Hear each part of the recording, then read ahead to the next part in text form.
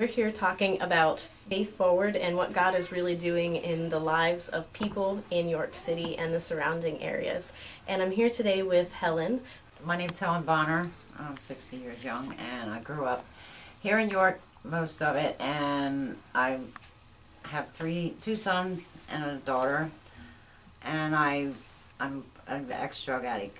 I was a drug addict for 40 years off and on, and now I'm with the church. I'm a follower and believer of Jesus, and God took that taste away from me. I don't desire the drugs anymore, and I'm blessed every day. Every day I wake up, I thank Him for it. I thank Him for taking it from me and for keeping me clean and protecting all my family.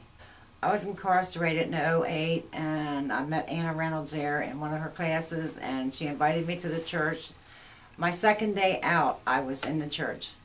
She said, call me and I'll come and meet you or whatever. Well, I just went right to the church because she wouldn't have got a letter. I didn't have her number, so I went right to the church. And they were having a play there that day for Christmas, the Muppet play. And she was behind there. I heard the voice.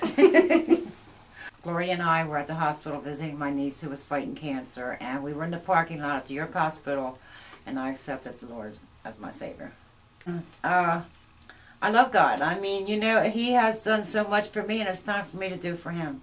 And anybody I can get into church with me, I'm going to drag them along. And I don't want to drag them. I want them to come willingly, but I will talk to them and try to get them there. I do. My brother comes with me now every Sunday and Wednesday.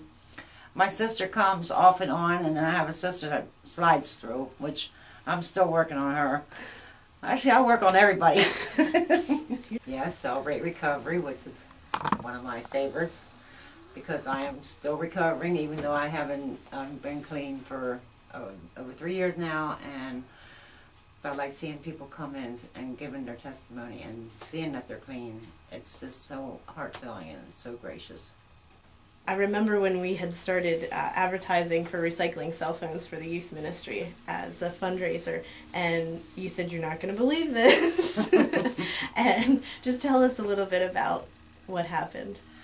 Well, knowing they needed cell phones, I thought, well, the cops always take cell phones from people when they arrest them. So I called the cop up that arrested me, and I said, you know, I know you take everybody's cell phone. Can I have them all? He said, what? I said, I'd like to have all your cell phones. And I explained to him what we were doing at the church. And he was really amazed that I was still in with the church. And I was like, yeah.